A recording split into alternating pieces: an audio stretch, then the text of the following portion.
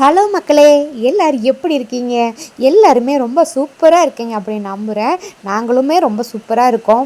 என்ன இப்பயும் மழை பெய்யுதுங்க. கொஞ்சம் வெயில் அடிக்கும் சந்தோஷமாக இருந்துச்சு. மறுபடியும் மழை ஆரம்பிச்சிருச்சுங்க. நம்ம மழை பெஞ்சப்போ நம்ம மாட்டு கொட்டகை இருக்குது பார்த்தீங்களா, அது கீழே விழுந்துருச்சுங்க. நல்லா வேலைங்க, நம்ம மாட்டை வீட்டுக்கு கொண்டு போய் மறுநாள் தான் விழுந்தது. அதனால் மாட்டுக்கு எதுவும் பாதிப்பு இல்லை. மறுபடியும் இதை கொஞ்சம் சரி பண்ண வேண்டி இருக்குங்க. நம்ம மாடை வீட்டுக்கு பின்னாடியே நம்ம கட்டிட்டோம். அது பயமெல்லாம் இல்லை, அவங்க சேஃபாக தான் இருக்காங்க. ஆனால் இதுக்கு கீழே விழுந்ததில் எனக்கு கொஞ்சம் வருத்தமாயிருச்சு. சரி பரவாயில்ல, நம்ம மாட்டுக்கு எதுவும் ஆகலையே, இது சரி பண்ணிக்கலாம் இல்லையா?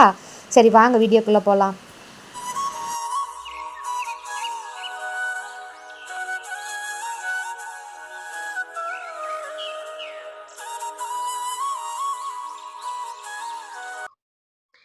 என்னப்பா, என்னமோ கூடையெல்லாம் எடுத்துட்டு எங்கேயோ போற மாரி இருக்கு அப்படின்னு தானே பார்க்குறீங்க? ஆமாங்க. இன்னைக்கு குழம்பு வைக்கிறதுக்கு காய்கறி எதுவுமே இல்ல. நம்ம சரி தோட்டத்துக்குள்ள போய் பார்த்தா, ஏதாச்சும் கிடைக்காம இருக்காதுல்ல. கீரை வகைகள் இருக்கும், வாழைத்தார் இருக்கும், வாழைத்தண்டு இருக்கும். இந்த மாரி ஏதாச்சும் ஒண்ணுக்கு என்ன கிடைக்குதோ அத வச்சு இன்னைக்கு சமைக்கணும் அப்படின்னு தான், சரி தோட்டத்துக்குள்ள போய் ஒரு சுத்து சுத்தி தேவையானத எடுத்துட்டு வந்துரலாம் அப்படின்னு சொல்லி வந்திருக்கேன். ஆ பாப்பா சொல்லியிருக்கா, வல்லாரக்கீரை பொரியல் பண்ணி குடுங்கம்மா அப்படின்ட்டு. சரி, அதே பார்த்துட்டு வந்துருவோம். மேல இருந்துச்சு நம்ம அந்த கொய்யா மரம் இருக்கும் பார்த்தீங்களா? அங்கனக்குள்ள இருந்துச்சு. அங்க போய் பறிச்சுட்டு வருவோம். வாங்க அங்க போய் பார்க்கலாம்.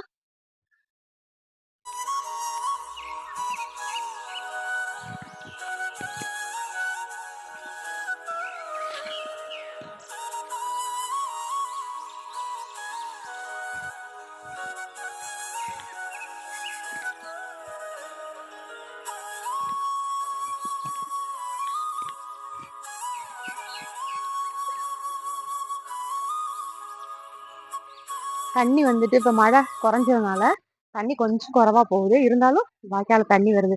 கீழ இருக்கிறது பெரிய வாய்க்கா. இது நம்ம தோட்டத்துக்குள்ள வர குட்டி வாய்க்கா. பாப்பா இந்த கீரை பறிச்சுக்கலாமா? இங்க பாரேன். குட்டி மிளகு தக்காளி கீரை அப்படின்னு சொல்லுவாங்க. இதையே நம்ம பறிச்சுக்கலாம்.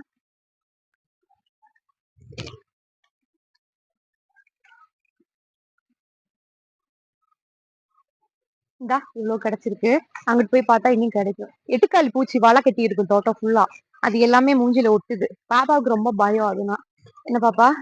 சரி வா மேல போய் பார்க்கலாமா? இந்த குட்டி குட்டி பழம் பறிச்சு சாப்பிடலாமா?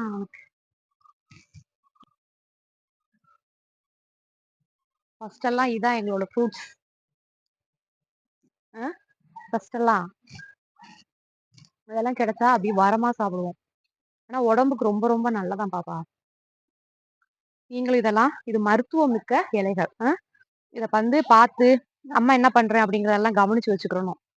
நீங்களும் பெருசாக பெருசாக இந்த மாதிரி எல்லாம் கிடைக்கிறப்ப எல்லாம் சாப்பிட்டுக்கிறணும். நன்மைகள், உடம்புக்கு நன்மைகள் தரக்கூடிய எல்லா வகை கீரை எல்லாம் இருக்கும் பாத்தியா, அதெல்லாம் நம்ம மறக்காம யூஸ் பண்ணணும். புரியுதா? இந்த ஒரு பழம் எடுத்துக்கோ.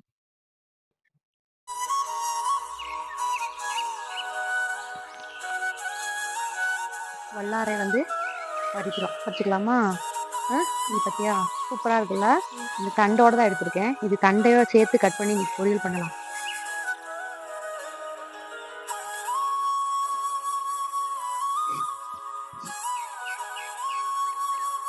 ஊறிச்சு.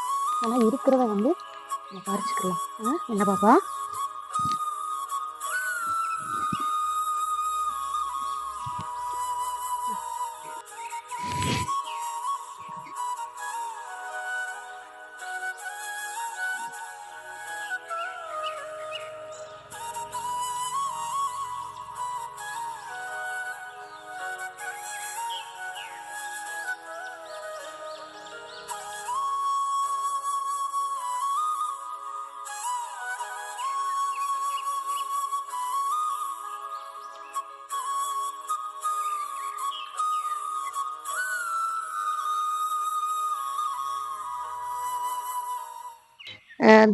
வல்லாரக்கீரை பறிச்சாச்சு. இனி நம்ம வீட்டுக்கு போலாமா?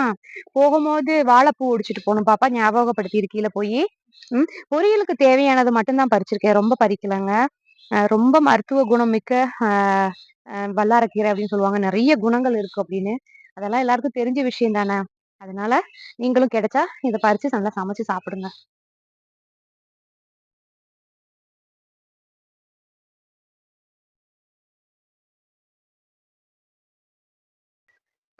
பாப்பா பெலாக்கா எல்லா பெலாக்காமே வெட்டி குடுத்துட்டோம்னு சொன்னேன் இல்லையா?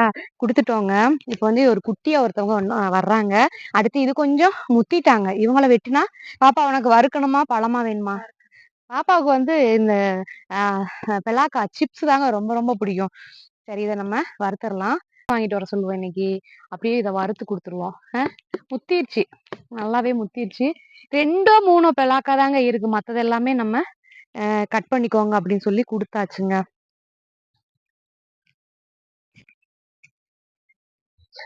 குழம்பு வைக்கிறதுக்கு வாழைக்காய் எடுத்துட்டு போவோம்.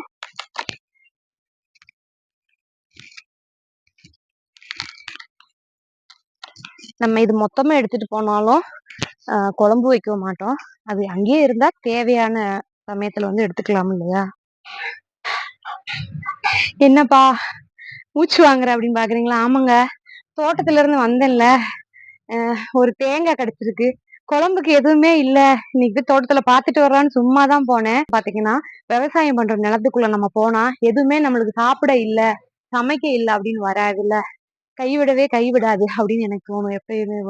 இப்ப பாருங்க, நம்ம ஒரு தேங்காய் கிடைச்சிருக்காங்க, இங்க வச்சுக்கிறதா.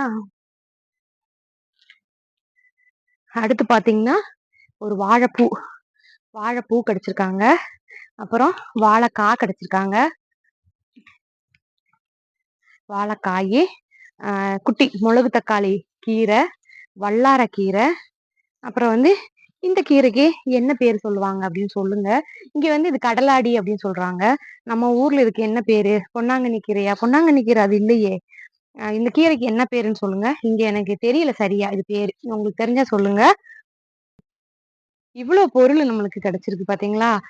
நம்ம சமைக்கிறதுக்கு தேவையானது எல்லாமே நம்ம தோட்டத்துல போய் சும்மா ஒரு ரவுண்ட் 5 நிமிஷம் கூட ஆயிருக்குமா? ஆயிருக்காதுங்க, கிடைச்சிருக்கு. இதே ஒரு பெரிய வரம், இயற்கை நம்மளுக்கு கொடுக்குற வரம் அப்படின்னு எனக்கு தோணும். ஆஹ் நீங்களும் உங்க பூச்செடி எல்லாம் வைப்பீங்க, அங்கெல்லாம் கொஞ்சம் கொஞ்சமா கீரை விதை இந்த மாதிரி ஏதாச்சும் போட்டு உற்பத்தி பண்ணி பறிச்சு சாப்பிடுங்க. டேஸ்ட் வந்து வேற லெவலா இருக்குங்க அதுக்கு. ஒருத்தவங்க கேட்டிருந்தாங்க, உங்க ஊர் பார்க்க ரொம்ப அழகா இருக்கு, அதுல அழகும் இருக்கு ஆபத்தும் இருக்கு அப்படின்னு. இருக்குங்க, அதை பத்தி எல்லாம் நம்ம பேச வேணாம் அப்படின்னு நினைக்கிறேன். அதனாலதான் அதை பத்தி நான் எதுவுமே சொல்லல. நிறைய விஷயங்கள் இருக்கு. இயற்கை வந்து இந்த பூமி, ஆகாயம், தண்ணி, அதே மாதிரி காத்து, மரம், செடி, கொடி, இந்த இயற்கை இது எல்லாமே மனுஷனாகிய நம்மளுக்கு கிடைச்சிருக்கிற பெரிய ஒரு வரம்ங்க. ஆனா மனுஷனாகிய நம்ம என்ன நினைக்கிறோம் தெரியுமா? நான் தான் உண்டு பண்ணியிருக்கேன் இந்த தண்ணிய, நான் தான் கிணறு வெட்டியிருக்கேன், நான் தான் தண்ணியை கண்டுபிடிச்சிருக்கேன், நான் தான் மரம் வச்சிருக்கேன், நான் தான் இது செஞ்சிருக்கேன், நான் தான் அதை செஞ்சிருக்கேன் அப்படிங்கிற எண்ணத்திலேயே நம்ம பலருமே நினைச்சிட்டு பலருமே அழிச்சுக்கிட்டு வர்றாங்க. அதனாலதான் நான் என்ன சொல்றேன் அப்படின்னா, இது எல்லாமே இயற்கை நம்மளுக்கு கொடுத்த வாழ்வை பிச்சைதான் நம்ம வாழ்க்கை. ஆனா நம்ம தான் அதை புரிஞ்சுக்காம எல்லாமே ரொம்ப ரொம்ப இது பண்ணிட்டு இருக்கோம். அதை பத்தி நான் ரொம்ப பேசினேன் அப்படின்னா சிலருக்கு பிடிக்கும், சிலருக்கு பிடிக்காம போகலாம். சரி, அதை பத்தி எல்லாம் எனக்கு கவலை இல்லை. நான் எப்படி வாழணும்னு நான் டிசைன் பண்ணியிருக்கேன், அதுபடி நாங்களும் என் குடும்பமும் வாழ்ந்துட்டு இருக்கோம். உங்களுக்கு பிடிச்ச மாதிரி நீங்களும் வாழுங்க. வாங்க வீடியோக்குள்ள போய் சமையல் ஸ்டார்ட் பண்ணலாம். தண்டு எதுவுமே நான் வேஸ்ட் பண்ணல, குட்டி குட்டியாவும் கட் பண்ணிக்கிறேங்க.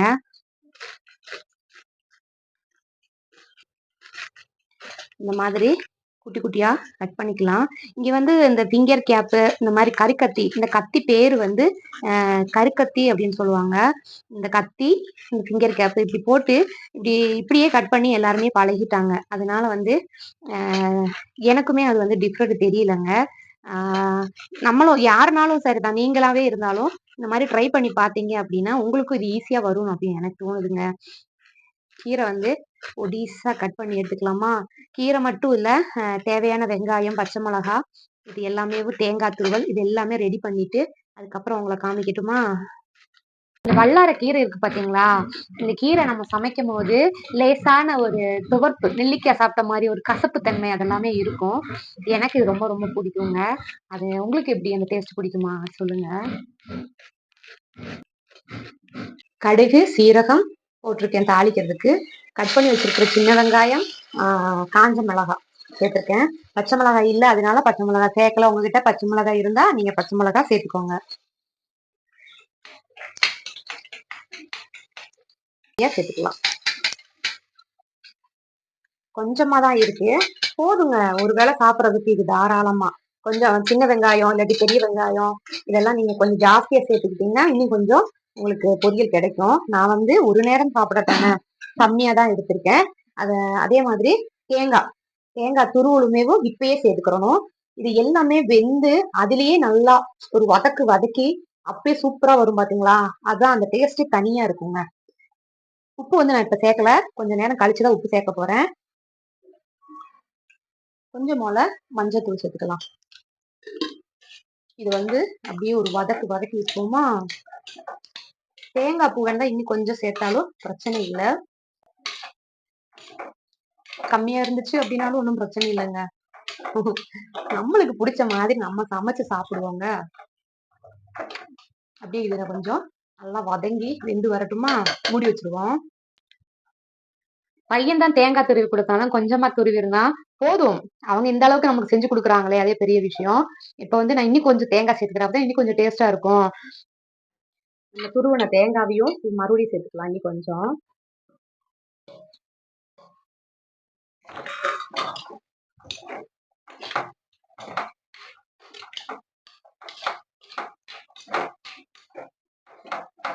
தேவையான அளவு உப்பு போட்டுக்கலாமா? உப்பு வந்து கொஞ்சம் கம்மியாவே சேர்த்துக்கோங்க. நானும் கொஞ்சம் கம்மியா தான் சேர்க்கிறேன்.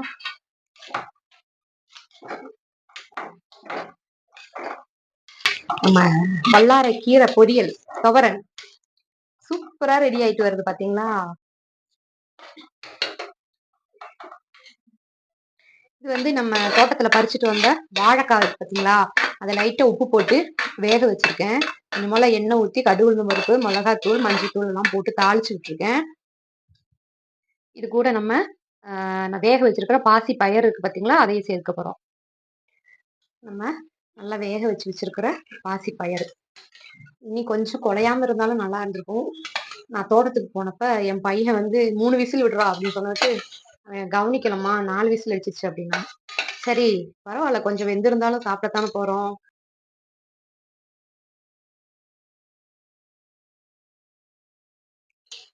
என்னங்க உங்க கூட பேசிக்கிட்டேவும் நான் சமையல் வேலையெல்லாம் முடிச்சுட்டேன். சாதம் வச்சாச்சு. சாதம் இருக்கு. ஒருத்தவங்க வீடியோ பார்த்துட்டு கேட்டிருந்தீங்க, உங்க சாதம் ஏன் தண்ணியா இருக்கு அப்படின்னு. எனக்கு காய்ச்சல் இருந்துச்சு இல்லையா? அப்ப வந்துட்டு நான் கொஞ்சம் தண்ணியா ஊத்தி தான் கஞ்சியா குடிக்கத்தான் அந்த டயத்துல எனக்கு புடிச்சது. அதனால கஞ்சியா தான் குடிச்சேன். ஏங்க இதெல்லாமா கேள்வி கேட்பீங்க அப்படின்னு தோணுச்சு. பரவால்ல. மனசுல பட்டத நீங்க கேட்டுட்டீங்க. நானும் அதுக்கு பதில் சொல்லிட்டேன். கஞ்சியா குடிச்சேங்க. அதனாலதான் அந்த காய்ச்சல் இருக்கும்போது அந்த கஞ்சி தான் எனக்கு பிடிச்சிருந்துச்சு. அதனாலதான் அப்படி சாப்பிட்டேன். ஒண்ணும் தப்பெல்லாம் இல்ல. தப்பா சொல்லல. தப்பா எடுத்துக்க வேண்டாம்.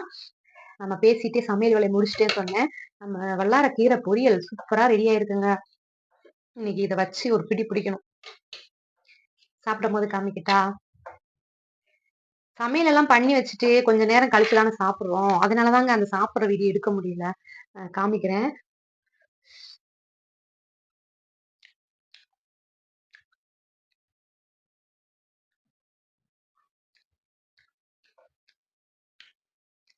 சூப்பரா இருக்குங்க.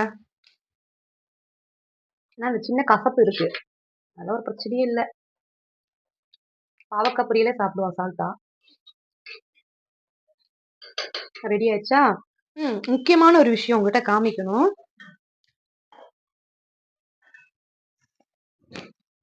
முக்கியமான விஷயம் சொல்லிட்டு என்னப்பா ஜாடி தூக்கிட்டு வரேன் பாத்தீங்களா? ஆமாங்க. இதுதான் நம்மளுடைய கொடம்புளி. பாத்தீங்களா? கொடம்புளி. கொடம்புளி அப்படிங்கிறது வந்து ஒரு வகை புளி. காட்டுல எல்லாம் மலங்காட்டுல எல்லாம் அதிகமா விளையக்கூடிய ஒரு புளி வகை. நம்ம ஊர்ல இருக்கும் பாத்தீங்களா புளி. அந்த புளி அது புளி. இதுவும் புளிதான். ஆனா 2மே டேஸ்ட் வந்து டிஃபரெண்டா இருக்கும். ஆனா புளிப்புத்தன்மை 2க்குமே இருக்கு. அதோட தனித்துவம் வேற. இதோட தனித்துவம் வேற. இது ரொம்ப மெடிசனுக்கெல்லாம் யூஸ் பண்றாங்க. மருத்துவ குணம் நிறைந்தது இந்த புளி.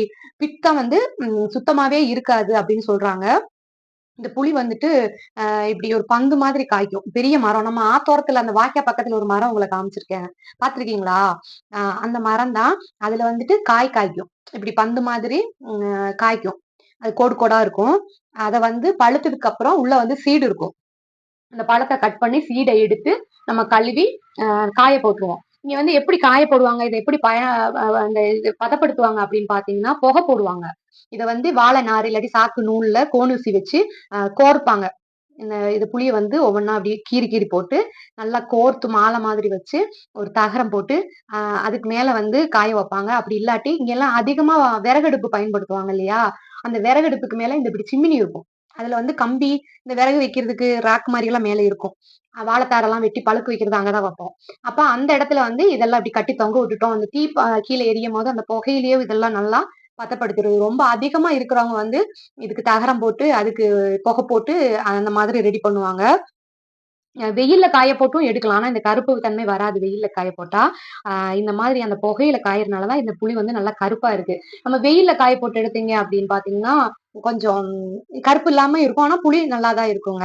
இந்த புளி வந்து கரைக்க முடியாது. கல்லு மாதிரி இருக்கும்.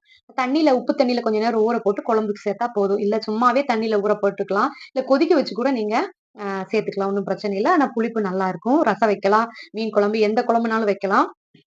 புளிப்பு அதிகமா இருக்கான்னு குழம்ப டெஸ்ட் பண்ணி பார்த்துட்டு இந்த போட்ட புளியை வந்து எடுத்துருங்க. இல்லாட்டி புளிப்பு அதிகமாயிரும்.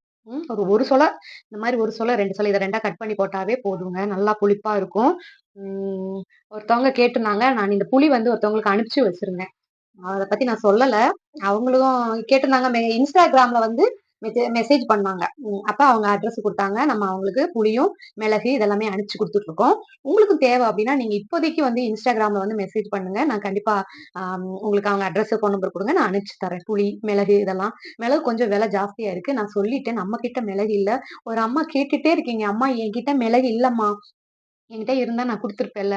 என்கிட்ட இல்ல. நான் வெளியில தான் வாங்கி உங்களுக்கு தர்றேன். தேவைப்பா அப்படி சொன்னா, கண்டிப்பா அனுப்பிச்சு வைக்கிறேன். நீங்க இன்ஸ்டாகிராம்ல வந்து பண்ணுங்க. வாட்ஸ்அப் நம்பர் எப்படி குடுக்குறது அப்படிங்கிறது எனக்கு தெரியல. இன்னும் கொஞ்சம் இது ஆகட்டும். அதுக்கப்புறம் நான் வந்து என்னன்னு பார்த்துட்டு செஞ்சுக்கிறேன். சீசன் டைம்லலாம் கண்டிப்பா உங்க எல்லாருக்குமே நான் மிளகு தர்றேன். நம்ம தோட்டத்துல பறிக்கிறது, காய போட்டு பதப்படுத்துறது எல்லாம் வீடியோ போட்டுட்டு அப்படியே உங்களுக்கு ஃப்ரெஷ்ஷா அனுப்பிச்சு தர்றேன். ஒண்ணும் பிரச்சனை இல்ல. இப்போதைக்கு நம்ம வெளியில வாங்கி தான் குடுக்க வேண்டியதா இருக்கு. டீ தூள் கேட்கறீங்க, அது நான் வாங்கி தர்றேன். கொடம்புளி கேட்டீங்க, அதுவும் வாங்கி தந்துட்டு இருக்கேன். மிளகு கேட்டீங்க தர்றேன். ஏலக்காய் கேட்டிருக்கீங்க, அதுவுமே தர்றேன். ஒண்ணு இன்ஸ்டாகிராம்ல மட்டும் வந்து மெசேஜ் பண்ணிருங்க. நான் வாங்கி அனுப்பிச்சு வைக்கிறேன். அப்புறம் சுத்தமான தேன் வேணும்னு கேட்டிருந்தீங்க, அதுவுமே நான் அனுப்பிச்சு குடுத்துருக்கேன். ஒண்ணும் பிரச்சனை இல்ல. அனுப்பிச்சு தர்றேன். நம்மகிட்ட இங்க இல்ல உங்க அங்க அந்த ஏரியாவுல ஒரிஜினலா கேட்கறீங்க. கண்டிப்பா அனுப்பிச்சு தர்றேன். சரியா?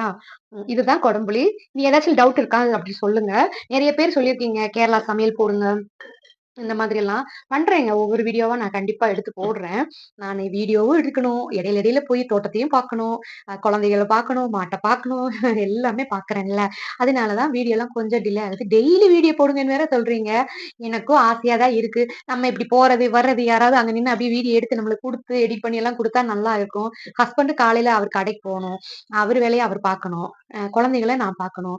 வீடியோவும் நானா எடுத்து ஷூட் பண்ணணும். பசங்க வீட்ல இருக்கிறப்ப அவங்க எடுத்து குடுப்பாங்க. அதனால தான் கொஞ்சம் டிலே ஆகுது. இப்போதைக்கு ஒரு நாள் விட்டு ஒரு நாள் வீடியோ போடலாம். அதுக்கு அடுத்து பாத்துக்கலாமா? ம். நிறைய புது உறவுகள் வந்திருக்கீங்க. உங்க எல்லாருக்குமே எனக்கு ரொம்ப சந்தோஷமா இருக்கு. வந்தவங்க எல்லாருக்குமே ஒரு மிகப்பெரிய நன்றிய தெரிவிச்சுக்கிறேன். சரி இனி சமையல் வேலை எல்லாமே முடிச்சுட்டேன். சொல்லியிருக்கேன்ல, எல்லா வீடியோலயும் சொல்லுவேன். பேசினா பேசிட்டே இருப்பேன் அப்படின்னு. நம்ம இனி சாப்பிட போலாங்க. எனக்கும் நல்லா பசி எடுத்துருச்சு. குடம்புளி பத்தி சொல்லிட்டேன்ல, ஏதாச்சும் டவுட் இருந்தா கேளுங்க. நான் கமெண்ட்ல சொல்றேன். உங்களுடைய கூட்டுமே ரெடி ஆயிடுச்சு. பாத்தீங்களா? சாப்பிட போலாமா? நம்மளுடைய பொரியல், அதாவது வல்லாரக்கீரை பொரியல், பாசிப்பயறு வாழைக்காய் கூட்டு, மோர் குழம்பு சூப்பராக இருக்குல்ல. இதுதான் இன்றைக்கி நம்ம வீட்டு சாப்பாடு. சாப்பிட போகிறேன், வாங்க நீங்களும் சாப்பிட்லாமா? சுட சுட சாதம், குத்தரிசி சாதம். நிறைய பேர் கேட்குறீங்க இது அரிசி என்ன அப்படின்னு. கேரளா குத்தரிசிங்க. அது கூட நல்ல சூப்பரான மோர் குழம்பு, பாசிப்பயிறு வாழைக்காய் போட்ட கூட்டு, மறக்கவே முடியாத டேஸ்ட்டில் இருக்கிற நம்ம வல்லாரக்கீரை பொரியல். செம்மையாக இருந்துச்சுங்க இன்றைக்கி சாப்பாடு. என்னங்க நம்ம வீடியோலாம் உங்களுக்கு பிடிச்சிருக்கும் அப்படின்னு நம்புகிறேன். மீண்டும் ஒரு வீடியோவில் மீண்டும் சந்திக்கலாமா? அப்போ எல்லா உறவுகளுக்கும் நன்றி, வணக்கம், பபாய்.